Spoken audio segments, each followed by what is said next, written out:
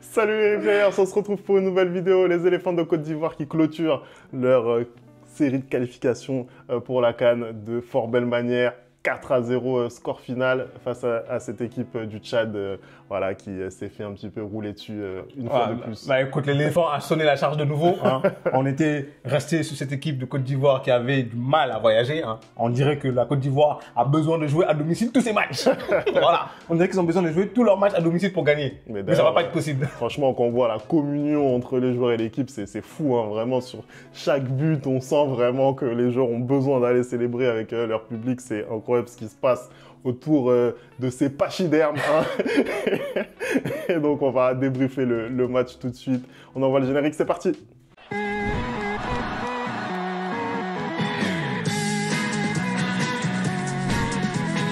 Allez, on commence tout de suite ce débrief. Bon, ça a été un bon match pour la Côte d'Ivoire.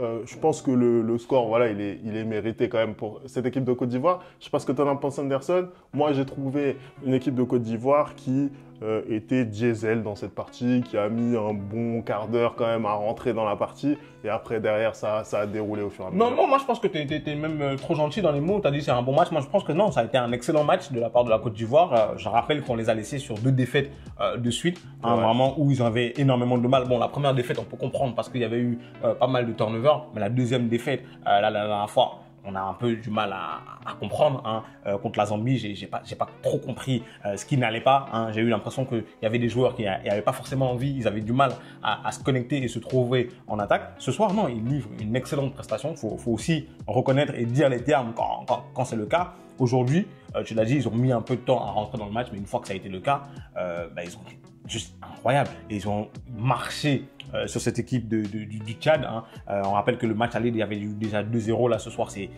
4-0. Les prestations individuelles sont très, très bonnes.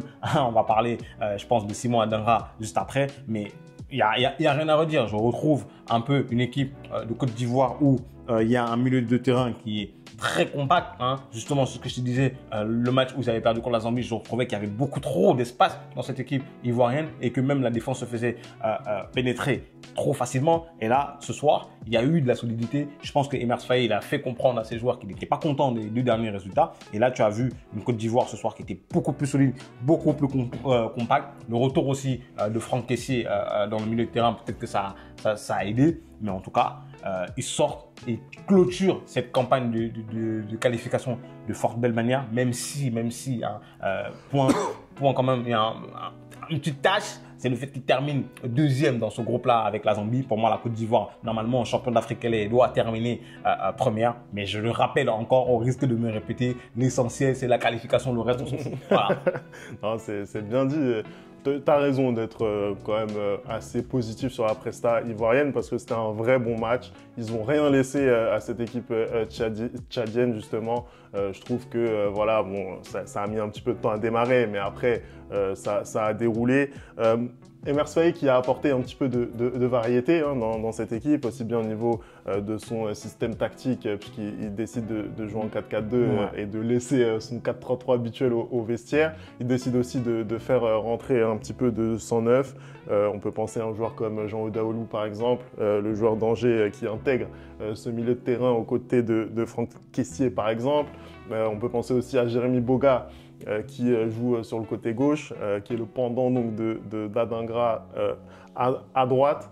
Même Bayo, il y a Bayo aussi qui est rentré dans cette équipe. Associé à Jean-Philippe Crasso. Donc oui, du 109 pour Emers Faé et au final c'est payant parce que voilà, on a une équipe de Côte d'Ivoire où on retrouve les circuits de passe préférentiels, on retrouve du jeu flamboyant, on retrouve des 1-2, on retrouve des combinaisons. Donc c'est un match qui m'a vraiment plu et aussi ça n'a jamais paniqué. Voilà, on prend son temps dans la construction des attaques. Voilà, et au final, on fait mal à son adversaire quand il faut faire mal. Pour le coup, la Côte d'Ivoire, et cette Côte d'Ivoire-là, je la trouve extrêmement efficace. Quand elle se procure des occasions, généralement, ça fait ficelle. Ouais. Écoute, là, c'est simple. On a vu tout ce qu'on n'a pas vu dans le match d'avant. C'est-à-dire que, tu l'as dit, des circuits de passe, je ne vais pas le répéter. On a eu également pas mal de transitions. On a eu également pas mal de mouvements en fait. Et les joueurs ont bougé ce soir. Tu vois qu'on leur a un peu tiré les oreilles, on leur a dit mais c'est pas possible les dernières prestations. Et tu vois que là, quand quelqu'un a le ballon, bah ça vient, ça se cache pas derrière les défenseurs, ça vient appeler, ça fait des appels en profondeur. En fait, on lui offre des solutions. Et tout au long du match, bah, l'équipe bouge. Et aujourd'hui, la différence un peu qu'il y a eu avec le match, je crois que c'était contre la Sierra Leone, c'est que il a fait tourner, mais il y a quand même une ossature. Il y a quand même un noyau dur de titulaire qui est là et ça change tout. Je pense aussi que quand tu fais trop tourner, bah, c'est pas bon pour ton équipe. Là, aujourd'hui, il y a eu ce mélange entre les soi-disant 11 titulaires, on va dire, et les nouveaux qui sont rentrés dans l'équipe. Et ça apporte de la fraîcheur, ça apporte de la vigueur. Et tu vois que bah il y en a beaucoup qui se battent pour avoir aussi leur place, pour montrer que mais moi je suis là et il faudra peut-être compter sur moi si jamais telle ou telle personne n'est pas en forme. Et moi, ça c'est quelque chose que j'ai apprécié. Et pareil, un autre truc qui m'a marqué moi, c'est au niveau des remplacements. Quand tu vois que dans ton équipe, il y a Mario Dorgelès qui rentre, il y a Oumar Diakité qui rentre, il y a Béni Traoré qui rentre, Karim Kanoté qui rentre et Seko Fofana qui rentre. Écoute, ton vivier il est extraordinaire. Ton vivier il est juste extraordinaire, Femi, et ça fait plaisir de vraiment faire participer toute cette équipe-là. Maintenant, moi, ce que j'ai envie de voir, c'est cette équipe aller gagner à l'extérieur parce que j'ai vraiment eu l'impression qu'elle a du mal à gagner à l'extérieur et ça, je ne le comprends pas. On rappelle quand même que la CAN qu'elle a gagnée, c'était à domicile et il faudra vraiment très, très bien voyager et aller mieux jouer au Maroc pour faire des résultats parce que comme tu l'as dit, je pense que la communion qui existe entre l'équipe nationale et le public les pousse d'une manière on ne peut pas imaginer aujourd'hui. Je pense que s'ils sont champions d'Afrique, c'est aussi grandement grâce au public. Moi, j'étais dans le stade, ce que je voyais, c'était juste exceptionnel. Tu vois, ça arrive très, très rarement ce genre de communion entre un peuple et son équipe. Et aujourd'hui, j'ai peur et je pense, j'espère me tromper, que quand ils vont sortir, aller voyager et jouer des matchs à l'extérieur, vu qu'il n'y aura pas cette communion-là, bah, ils soient un peu timorés et n'arrivent pas vraiment à mettre cette folie qu'ils ont dans leur jeu. Non, je suis d'accord avec toi, parce qu'au final, ils ont gagné qu'au Tchad, je crois, mais ils ont perdu et en Zambie et en Sierra Leone. Exactement. Donc, ouais, c'est peut-être un point à vérifier. Anderson, je voulais parler avec toi du match de Simon Adingra, parce que... encore une fois, c'est le facteur X de l'équipe. Il nous a gratifié d'un nouveau banger. Voilà, ce crochet long et cette frappe enroulée pied gauche. Qu'est-ce que tu as pensé, toi, globalement, de sa prestation? Bah, il fait une très belle prestation, je ne vais pas te mentir. C'est l'un des hommes du match. On le rappelle qu'il est dans la shortlist pour être le meilleur joueur africain de l'année. Même si on avait remis un peu en question sa place dans cette shortlist-là, il y a beaucoup d'Ivoiriens qui espèrent qu'il sera meilleur joueur africain, mais désolé, moi je suis désolé, je vais être honnête, c'est beaucoup trop juste. Quand tu vois à côté Ademola Lookman, quand tu vois un Serhou Guirassy qui font, ce serait mentir si je disais que Adingra mérite d'être meilleur joueur africain, mais par contre, c'est un excellent espoir et je pense que ce titre-là, en fait, il lui faut 2 ou 3 ans avant de l'avoir. Et je pense qu'il aura un jour ce titre de meilleur joueur africain parce qu'il est juste sensationnel. Le but qu'il met ce soir, waouh!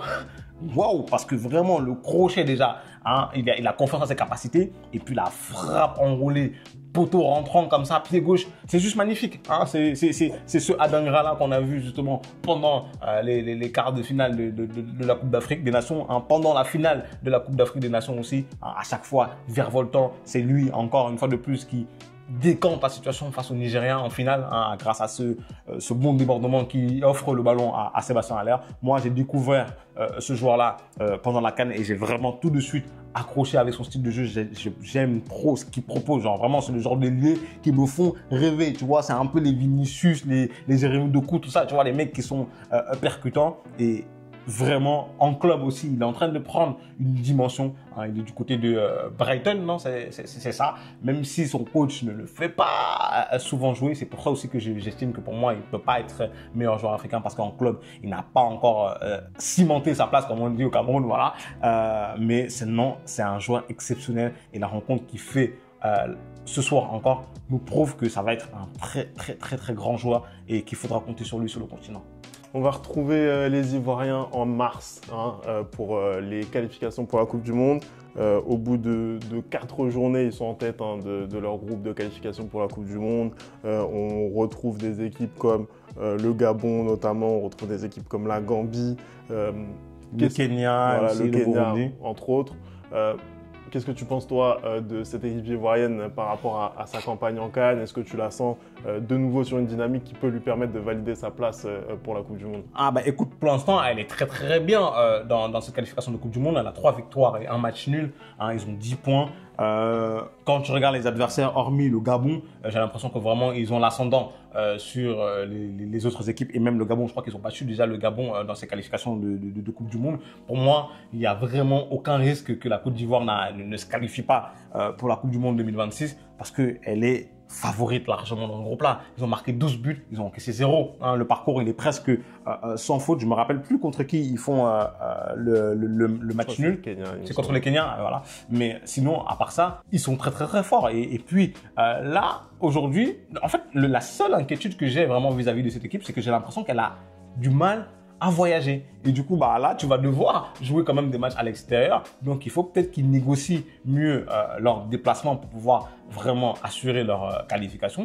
Mais hormis ça, elle est Femi sans nul doute supérieure à absolument toutes les équipes qui sont dans la poule avec eux. Donc, oui, je vois pas comment la qualification pourrait leur échapper. Écoute, on verra ça, hein, on verra ça en 2025. Merci d'avoir regardé cette vidéo. N'oublie pas hein, les bonnes habitudes, @le replay foot. Et nous, on se retrouve très très vite pour une nouvelle vidéo. Ciao!